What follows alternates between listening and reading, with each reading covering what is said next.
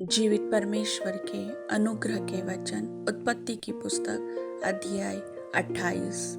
तब इसहाक ने याकूब को बुलाकर आशीर्वाद दिया और आज्ञा दी, तू किसी कनानी लड़की को न ब्याह लेना।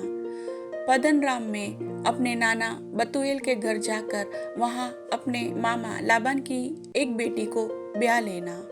सर्वशक्तिमान परमेश्वर तुझे आशीष दे और फलवंत करके बढ़ाए, और तू राज्य राज्य की मंडली का मूल हो। वह तुझे और तेरे वंश को भी अब्राहम की सी आशीष दे कि तू यह देश जिसमें तू परदेशी होकर रहता है और जिसे परमेश्वर ने अब्राहम को दिया था उसका अधिकारी हो जाए। तब इसहाक ने याकूब को विदा किया और वह पद्दनराम को अरामी बतूएल के पुत्र लाबान के पास चला, जो याकूब और एसाव की माता रिबका का भाई था।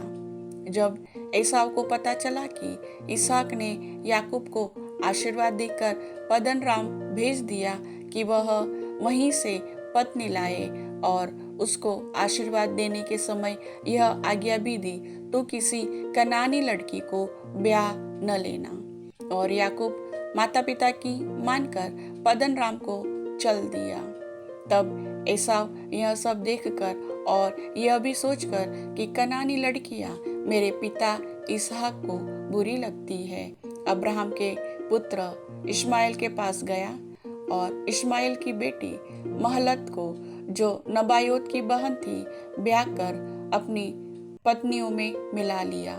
याकूब बेर्शेबा से निकलकर हारान की ओर चला और उसने किसी स्थान में पहुंचकर रात वहीं बिताने का विचार किया, क्योंकि सूर्य अस्त हो गया था।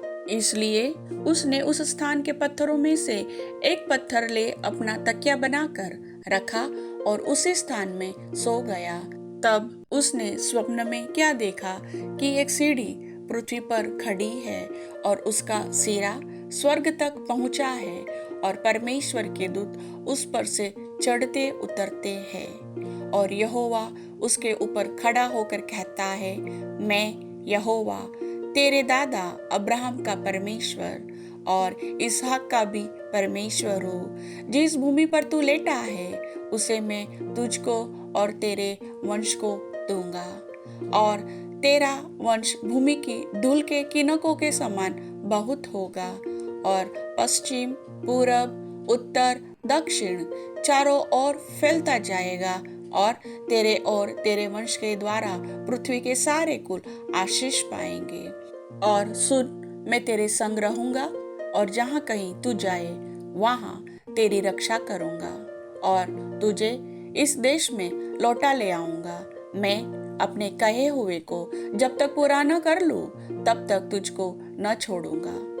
तब याकूब जाग उठा और कहने लगा, निश्चय इस स्थान में यहोवा है और मैं इस बात को न जानता था। और भय खाकर उसने कहा, यह स्थान क्या ही भयानक है, यह तो परमेश्वर के भवन को छोड़ और कुछ नहीं हो सकता, वरन यह स्वर्ग का फाटक ही होगा। भोर को याकूब उठा और अपने तकिए का पत्थर लेकर उसका खंबा खड़ा किया और उसके सिरे पर तेल डाल दिया, और उसने उस स्थान का नाम बेतेल रखा, पर उस नगर का नाम पहले लूज था।